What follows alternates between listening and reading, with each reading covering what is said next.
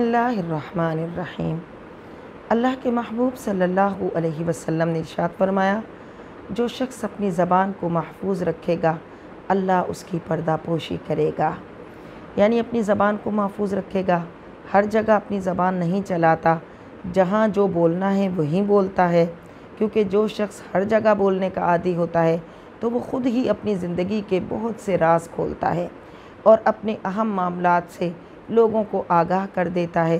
फिर वो बातें सुनकर कितने ही लोगों के दिलों में हसद पैदा हो जाता है या कितने ही लोग इसके राज से वाकिफ़ हो जाते हैं और ये अपने राज़ों से पर्दा उठाता चला जाता है और कहीं पर फिर अपनी ज़िल्लत के भी सामान जमा कर बैठता है, अब कहीं अपनी इज़्ज़त को गंवा बैठता है। लिहाजा फरमाया, जो शख्स अपनी ज़बान की हिफाजत करेगा, अपनी ज़बान से फ़ुज़ूल कलाम निकलने नहीं देगा, अल्लाह उसकी पर्दापोशी करेगा।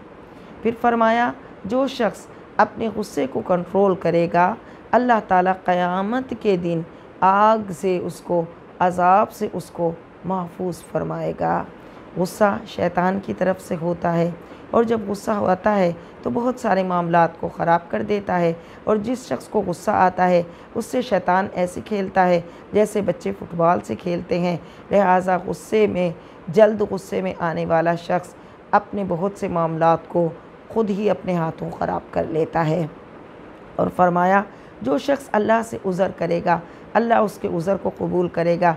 यानी अगर उससे कोई गलती हो जाती है तो वो अल्लाह के सामने अपना उज़र पेश करता है, अपनी ख़ता तस्लीम करता है, अल्लाह के सामने अपना सर खम करता है और अल्लाह की तरफ रुजू लाकर तौबा करता है, तो अल्लाह ताला उसके उज़र को कबूल फरमाएगा।